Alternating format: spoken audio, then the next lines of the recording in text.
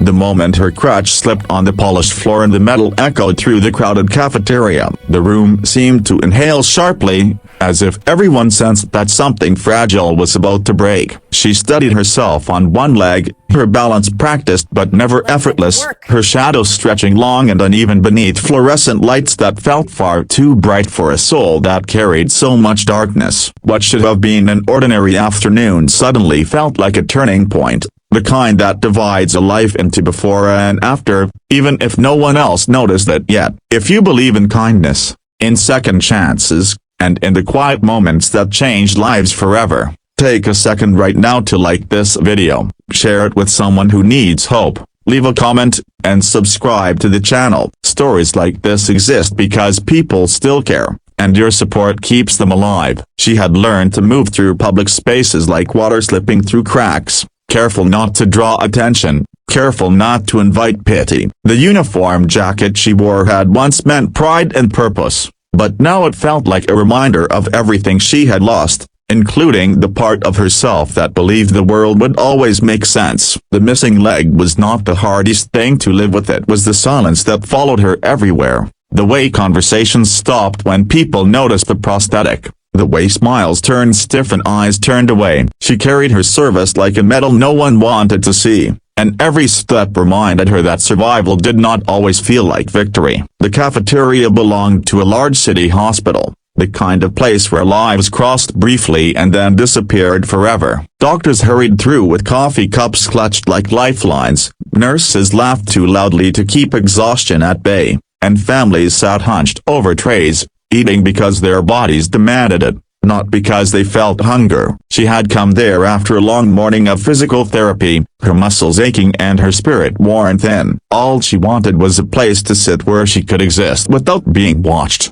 without being measured by what she lacked. Most of the tables were full, or at least claimed by bags and coats, invisible barriers that felt impossible to cross. Then she saw him. A janitor sat alone at the far corner, his uniform faded from countless washes, his hands wrapped around a chipped mug as if it held something precious. His posture was tired but steady, the kind that comes from years of honest labor. The table was small, just enough space for two people who did not want to be noticed. It felt safer somehow, like a quiet harbor at the edge of a storm. Approaching anyone always felt like a risk, but approaching him felt different. He looked like someone who understood what it meant to be overlooked. As she reached the table, she gestured to the empty chair, her voice low and careful, asking permission in the simplest way possible, as if asking for space in the world rather than a seat. She expected a polite nod, maybe an awkward silence, maybe even a refusal wrapped in kindness. What she received instead stopped her breath and reached somewhere deep inside her chest. He did not answer immediately. He looked up slowly, his eyes meeting hers without flinching, without scanning her body for damage,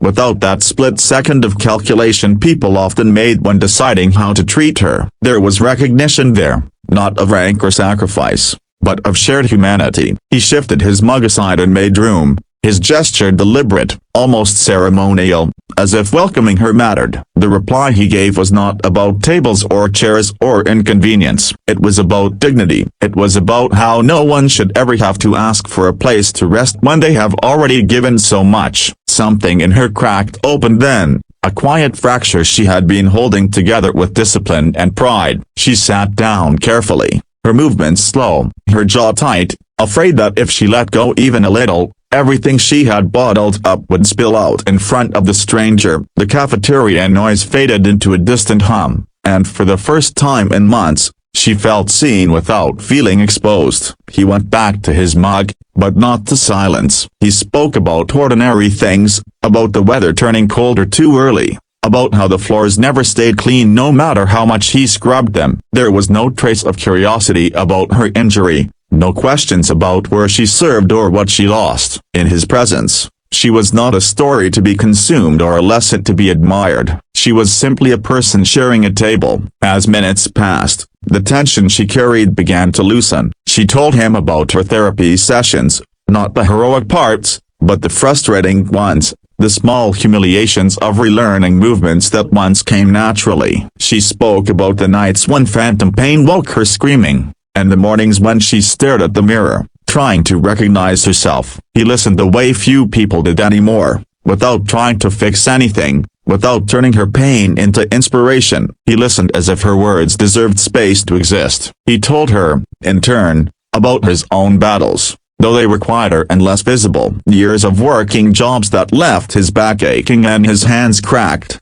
of raising children alone after loss had hollowed out his home, of learning how to be strong without applause. He spoke of dignity as something you practice every day, something no one can take from you unless you let them. In that small exchange, the gap between a soldier and a janitor disappeared, replaced by the understanding that hardship wears many uniforms. When they finally stood to leave, something had shifted inside her. The world outside the cafeteria had not changed. Her leg was still gone, the stairs would still come, the nights would still be long, but there was a new warmth in her chest. A reminder that connection could still find her in the most unexpected places. As she walked away, steadier than before, she realized that healing did not always come from medicine or therapy. Sometimes it came from being treated like you belong. Days turned into weeks, and she found herself returning to the cafeteria at the same time, drawn by an unspoken promise of quiet understanding. They did not always talk about heavy things. Sometimes they shared a table and comfortable silence,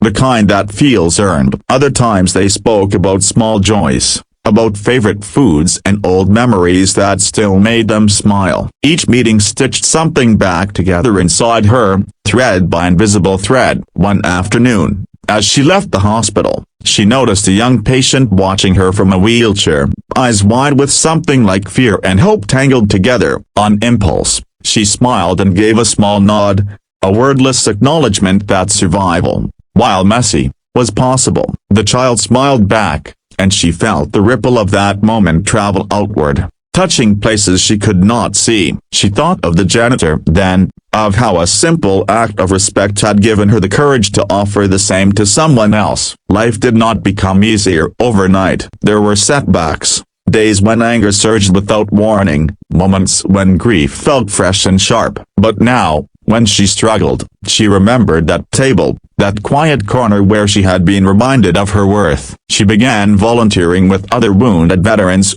not as a hero, but as someone honest about the darkness and the light. She carried forward what she had been given, understanding that kindness multiplies when it is shared. Near the end of one long day, she sat alone in the cafeteria, the janitor having finished his shift early. The chair across from her was empty, but it did not feel lonely. It felt full of memory. She realized then that the most stunning reply she had ever received was not the words themselves, but what they revealed about the world when people choose compassion over indifference. It was proof that no one is just their job, their injury, or their past.